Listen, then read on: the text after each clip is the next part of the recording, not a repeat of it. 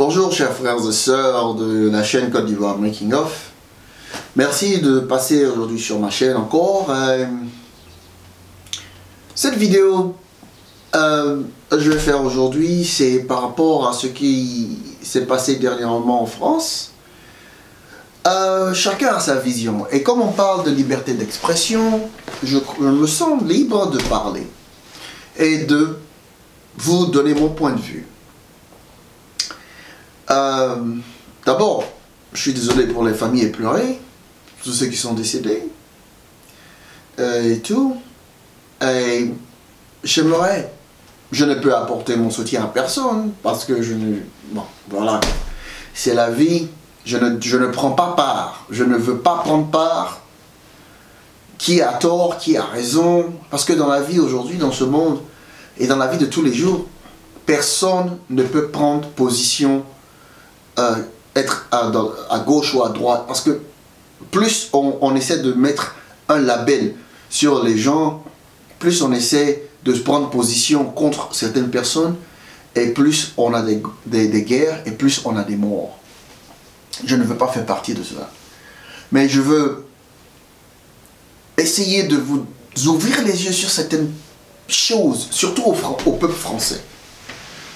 Il y a une question que je me suis posée dans les dernières 24 heures. Je me suis dit, mais comment est-ce que la France, qui est juste à côté de l'Allemagne, l'Allemagne prend 30 000 plus réfugiés, il n'y a pas eu de Kalachnikov, il n'y a pas eu d'armes, il n'y a pas eu de guerre, il n'y a pas eu de... Il n'y a rien. Et tous viennent de la Syrie et tous ces pays qui sont dans le chaos. Et ces réfugiés-là, parmi eux, j'en suis certain, il y a des combattants islamistes. Quand ils ont eu l'occasion, ils ont tiré en France. Ils ont tué en France. Cela revient à quoi? Cela revient encore à la politique française. La politique américaine. Il faut savoir que la France est l'un des premiers pays qui a voulu une attaque militaire en Syrie. Il ne faut pas oublier ça. La France est l'un des premiers pays qui a poussé pour l'attaque militaire en Syrie. Vous pleurez vos presque 500 blessés et morts.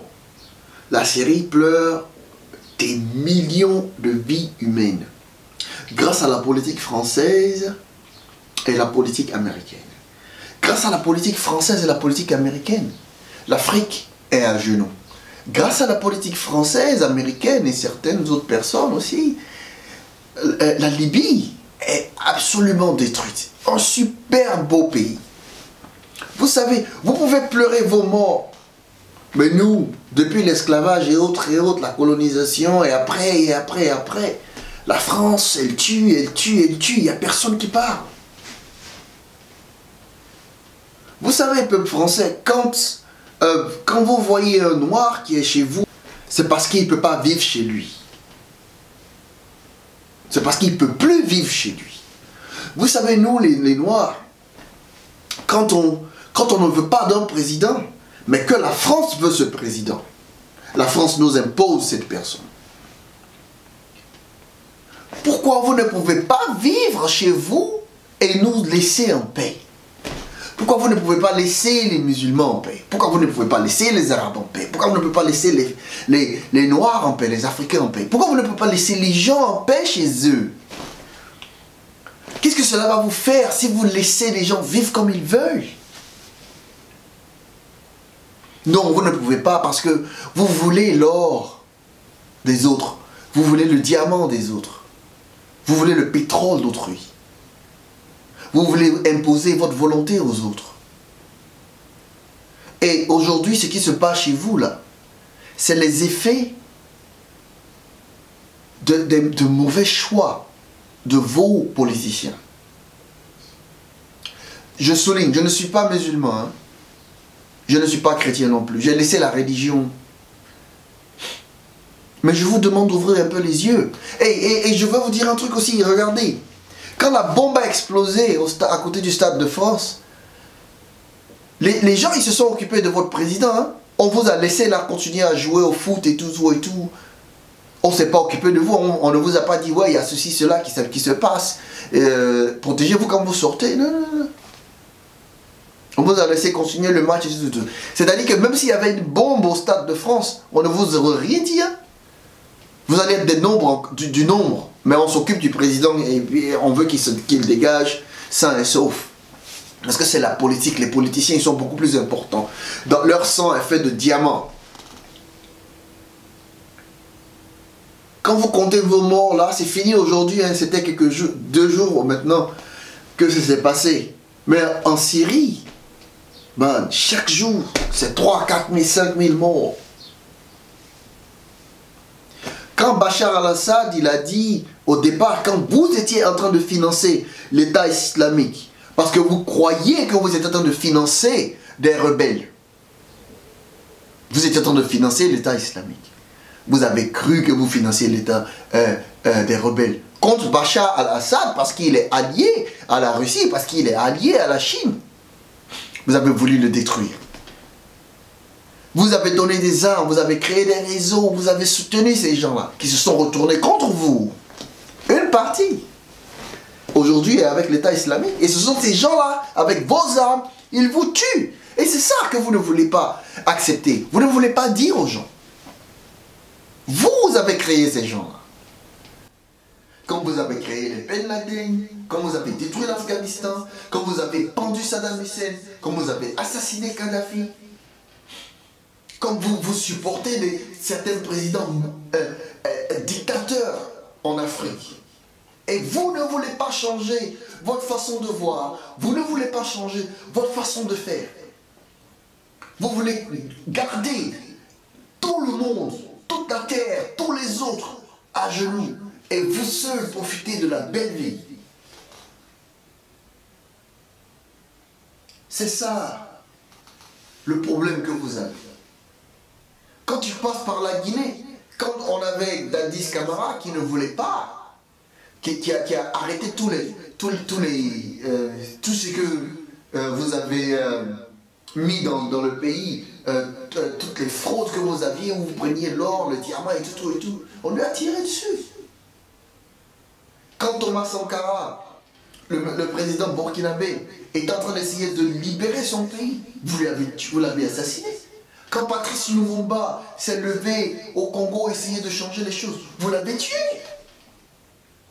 Toutes les personnes qui se lèvent contre vous, les Américains, les Français, vos intérêts européens, vous les tuez. Et quand cela arrive à une seule personne chez vous, c'est la guerre. Nous sommes en état de guerre. Nous, on est en état de guerre depuis longtemps. Mais on n'a pas d'armes. On n'a pas de pouvoir. Alors personne ne s'occupe de nous. Les Africains, ils meurent chaque jour. Grâce aux politiciens que vous gardez à la tête de nos pays. Les Syriens, ils meurent chaque jour. Grâce aux armes que vous avez emmenées dans leur pays.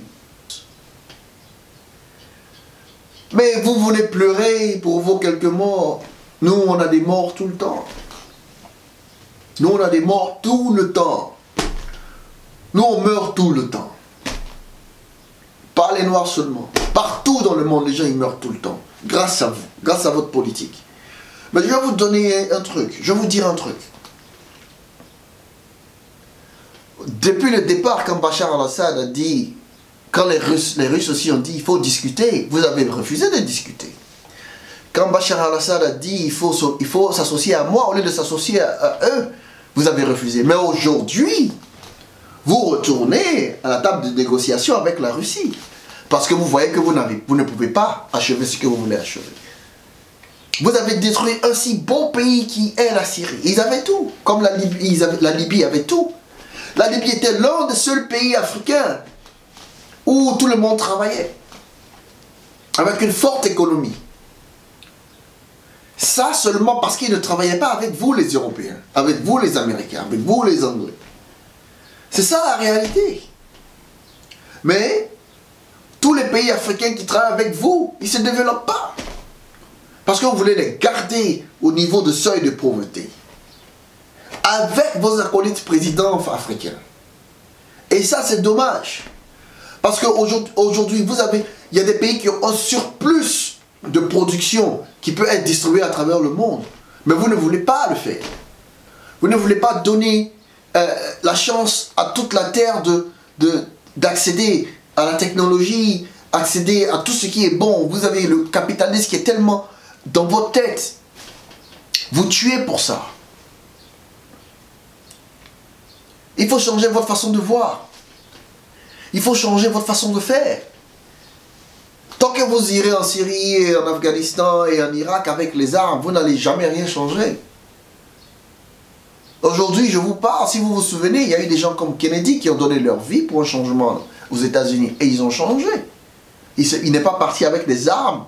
Il a changé la vision des politiciens envers les Noirs aux États-Unis en donnant sa vie. Martin Luther King, Malcolm X, Gandhi a changé l'Inde en donnant sa vie sans faire une marche où il y a eu le sang venu de son clan. Il s'asseyait, on le tapait et tout. Il revenait le lendemain. Il faut apprendre de ces pères-là, de ces pères spirituels qui montrent que on n'a pas besoin de violence pour se faire comprendre. Si vous voulez changer la vision des gens en Syrie, des présidents et autres à travers le monde, il va falloir que vous veniez avec des choses positives que des armes et aussi essayer d'arrêter d'avoir que du profit pour vos pays. Essayez d'ouvrir un peu votre cœur et votre âme et votre esprit, vous les politiciens, pour un monde meilleur. Pas pour que vos pays soient meilleurs, mais pour que le monde soit meilleur. Je ne peux pas changer mon Facebook en soutien à la France. Fuck that, man. Hein, je le dis, fuck that. Je ne soutiens pas. Je m'en fous, je ne soutiens pas la France. Je ne soutiens pas un pays qui détruit le mien. Pourquoi je soutiendrais la France qui détruit le mien? Pourquoi? Pourquoi je soutiendrais ça? Pourquoi? Non, mais dites-moi, pourquoi je soutiendrais un pays qui détruit le mien? Il n'y a aucune raison. Je vois surtout mes amis, là, les gens qui courent là-haut, soutien à la France, soutien à la France. Ouais, en Côte d'Ivoire, aujourd'hui, on connaît notre histoire avec la France. Moi, je suis désolé. On connaît notre histoire avec la France. Le Cameroun connaît son histoire avec la France. La Guinée connaît son histoire avec la France. La Libye connaît son histoire avec la France. L'Algérie connaît son histoire avec la France. La Tunisie, le Maroc. Hein? Madagascar, Togo. Hey, on connaît notre histoire avec la France, mec.